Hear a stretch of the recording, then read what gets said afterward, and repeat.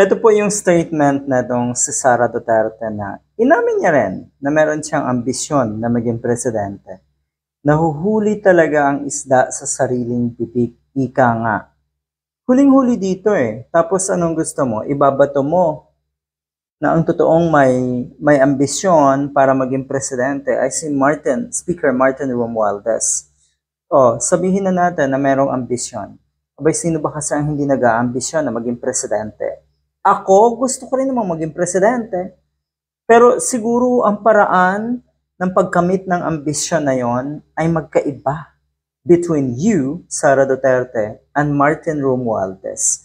Magkaiba. Yung isa, siguro nagpapabango, nagpapapogi.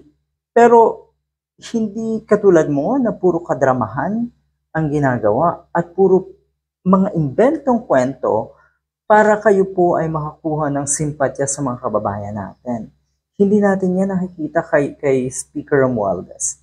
Sabihin na natin, may ambisyon. Oo. Sinabi mo rin naman, ikaw din may ambisyon. Kasi ang sabi dito, sabi ni Sara Duterte, hindi daw niya inaasahan na dahil sa ambisyon ni Romualdez na maging pangulo rin ng Pilipinas ay gagamitin ito ang buong gobyerno para manira ng isang tao. Ano kaya pruweba ni Sara Duterte na ginagamit ni Speaker Martin Romualdez ang buong gobyerno?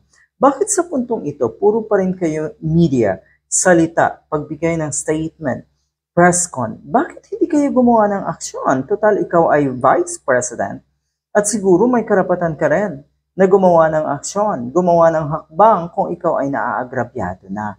Ang problema kasi, baka ikaw talaga yung babalikan.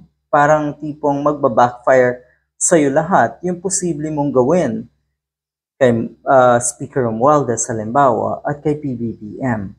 Talagang magbabackfire sa'yo lahat yan. Ang sabi ni Sara Duterte, gusto niyo ba, ito ay tanong niya sa taong bayan gusto niyo ba ng isang Vice President Martin Romualdez? Bakit po? Tinanong niyo po ba kung kayo ay gusto ng taong bayan din? Paano kung sabihin ng taong bayan na, oo, gusto namin ang isang Martin Romualdez na mukhang mas mahinahon kesa sayo at matulungin, di hamak? Paano kung sabihin ng mga kababayan natin? Paano kung sabihin ng taong bayan? Huwag po kayong masyadong assuming na yung mga ganitong statement, ang ibig sabihin, ang expected answer ay, of course not with Martin Romualdez. Ay paano kung of course not with you? Dahil sa nakikita namin ngayon, naririnig namin, nababasa natin, at ang dami pong naglalabasang bako tungkol sa inyo. Kung meron kayong hawak na alas laban kay Martin Romualdez, labas nyo.